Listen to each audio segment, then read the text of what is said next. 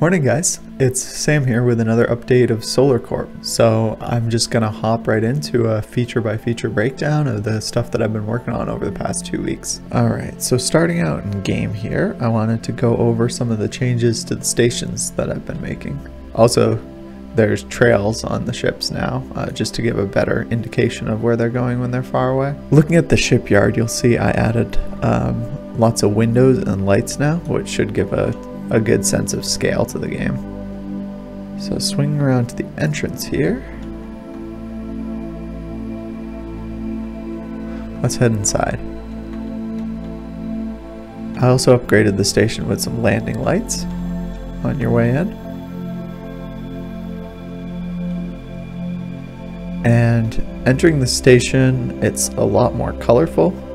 The lighting has been fixed, and there's now a bunch of different billboards around, so you can have fun looking around at that. Also, walking into the main concourse here, you'll notice a few things. There's now like apartments up there that you can see. There's those billboards, and the flow is kind of different. You know, you walk over here, and then there's individual terminals for different kinds of ships that you can buy.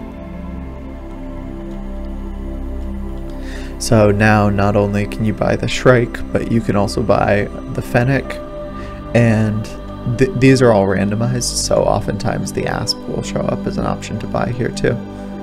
And then the ship outfitting terminals are over here. So I'm just going to outfit our ship with a sniper and an LMG. There's also this other button that says change paint. If you click on this, you can change the paint job of your ship. And I also have included some new paint jobs that are more solid colors. So I think I'm going to change my ship to... I kind of like the camo, so I'm going to go with that. So yeah, the insides of these stations were heavily themed by... I really enjoy like cyberpunk stuff and the vaporwave aesthetic, so a lot of these were inspired by that. And the advertisements were just fun to make.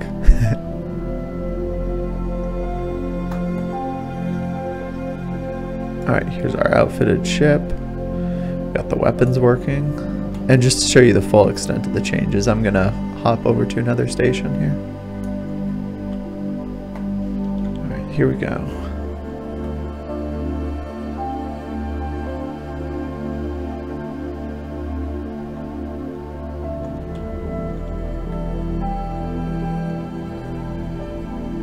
And here's the normal trading station, which has been upgraded. You remember it used to just be this narrow hallway. I blew out the wall to the right, so now you've got a nice window where you can look at the rest of the sector.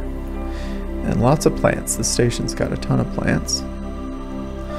And this little back area that really doesn't do anything right now. So those are all the new upgrades to this one. Next, I'm going to go back to the shipyard because I want to show you some fleet command, and I'm actually just going to restart this because I want to show you multiple different types of ships here. Alright, so this time when we walk into the station, not only is there the Fennec, but there's the Asp we can buy as well. And that's $12,000 and I only have $10,000. So I'm going to show you guys a tip that's exclusive to you. This is something that I designed when I was debugging. So if you hold down shift and then you click the dollar symbol, like you're writing the dollar symbol, so number 4 on your keyboard, you'll see that that money just goes up and up. And you guys can use this if you just want to play around with the game like a sandbox, and don't want to work on the trading aspect.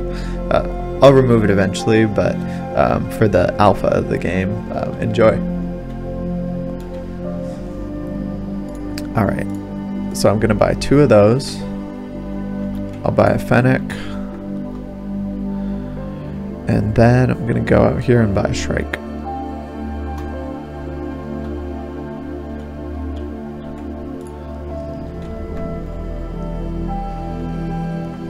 So hopping back into our ship, you see that all of those show up in green to the side of the station.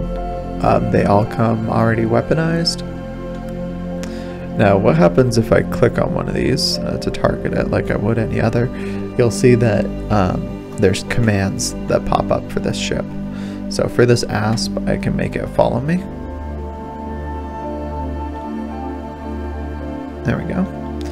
I can make it defend me, I can make it stay right where it is, or I can order it to attack ships that I target.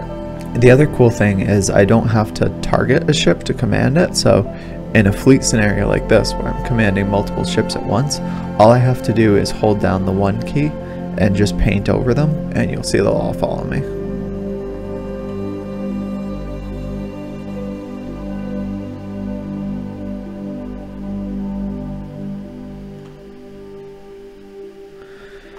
And they'll use afterburners where appropriate too. Let me just fly over to this next station here.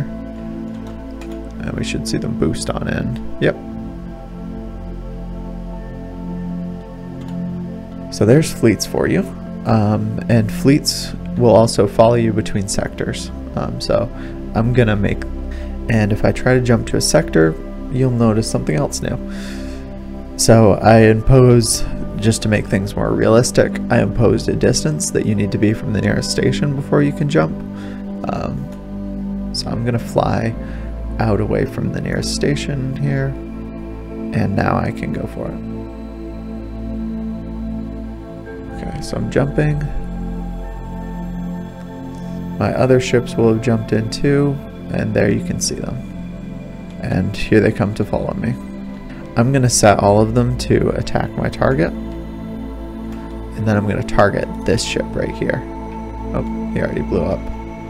So they're all set to attack my target, and let's see, which ship should I target? Just to make things interesting, I'm going to target a non-hostile ship, but I'm going to fly over to it first, just to kind of show you what this function looks like, and it will fight back. So if I just target this, you'll see that my ship started firing on it. And it's firing missiles back. It already took out one of my ships, but the rest of my ships got it, so. And you can use that to target, oops, well, I must have angered someone else in the process, because, or the missiles just targeted me.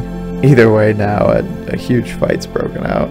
But it's something you can play around with, especially in the more hostile sectors where you might need the additional backup. So just resetting again, I just reset the game again, just to show you the last thing that I'm working on, which is ship location saving. So you see it remembered the location of my ship here in Frozen Depths, and I'm working on it as well, so it also remembers what ships you purchased, where they are. It's part of this final bug fix run that I'm doing. So yeah, as for new features, that's about it. If you enjoy these videos, please drop a subscribe down below or a like on the video. It helps me out a lot. And if you're already subscribed, just wanted to say thanks. I appreciate people to support this game as I build it, so it doesn't go unnoticed. I also wanted to show you guys my personal checklist. So these are things, this is kind of like my to-do list that I go to when I'm working on different features of the game, and what I've already finished and what I have left. And as you can see, a ton of it's already crossed out. The things that I have left are, because so many other changes have been made in so many other areas of the game, it has somewhat broke the pirate encounter that was very early on that you remember. I'm also working on the destruction of your ship. So currently when your ship's destroyed, that's it.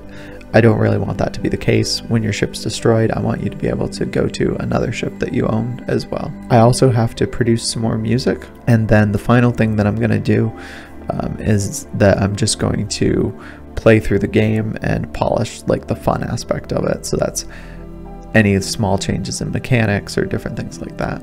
And then I'll be working on a trailer, and then it can go to early access. And like I've said before, a lot of times on this channel, I'm going to be giving out free keys to all my subscribers and the people on my Discord. well, not to my YouTube subscribers because I can't always see who subscribed, but definitely to the people on my Discord. I'll be giving them out, so be sure to join my Discord if you want one of those keys.